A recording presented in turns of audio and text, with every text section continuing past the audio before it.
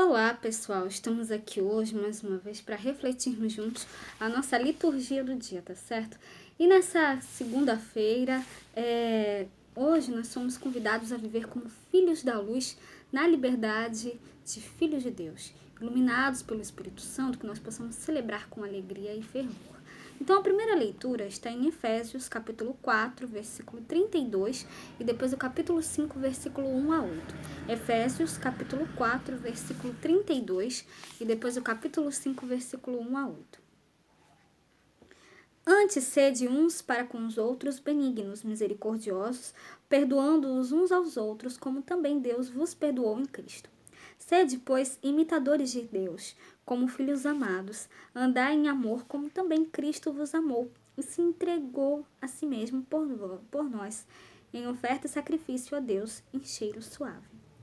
Mas a prostituição e toda a impureza ou avareza nem ainda se nomeia entre vós, como convém a santos, nem torpezas, nem parvoices, nem, nem chocarrices, que não convém, mas antes ações de graças. Porque bem sabeis isto, que nenhum fornicário ou impuro ou avarento, o qual é idólatra, tem herança no reino de Cristo e de Deus.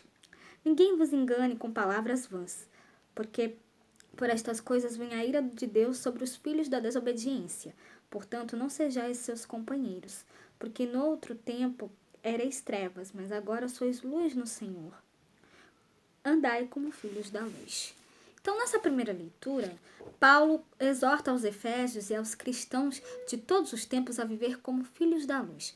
Por um lado, ser filho da luz é praticar mutuamente o bem, a compaixão, o perdão e o amor semelhante ao de Jesus por nós.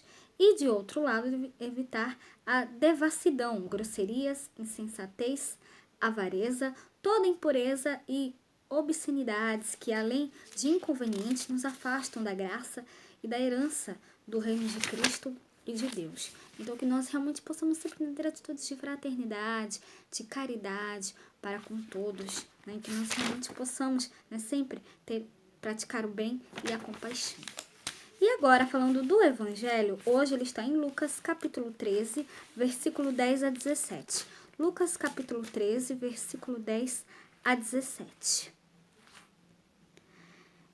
Naquele tempo, Jesus estava ensinando numa sinagoga em dia de sábado. E eis que estava ali uma mulher que tinha um espírito de enfermidade. Havia já 18 anos. E andava curvada e não podia de modo algum endireitar-se. E vendo-a, Jesus chamou-a a si e disse-lhe: Mulher, estás livre da tua enfermidade. E pôs as mãos sobre ela. E logo se endireitou e glorificava a Deus. E tomando a palavra, o príncipe da sinagoga, indignado porque Jesus curava no sábado, disse à multidão: 6 dias há em que é mister trabalhar, nestes, pois, vinde para serdes curados, e não no dia de sábado.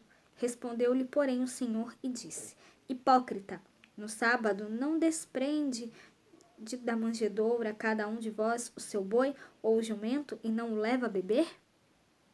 E não convinha soltar desta prisão, e no dia de sábado, esta filha de Abraão, a qual há 18 anos Satanás tinha presa? E dizendo ele isto, todos os seus adversários ficaram envergonhados, e todo o povo se alegrava por todas as coisas gloriosas que eram feitas por ele.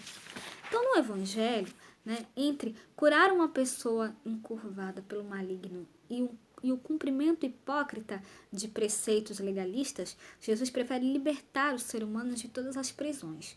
Então, Jesus disse à mulher que, mais que curada, ela estava livre da doença, do maligno, do legalismo. A mulher louvava a Deus, né?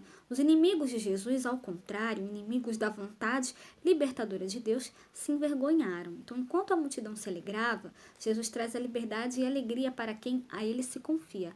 Não interessa o dia e nem a hora. Então, que nós realmente possamos depositar a nossa confiança em Deus, né? Porque Ele sempre nos livra do mal, né?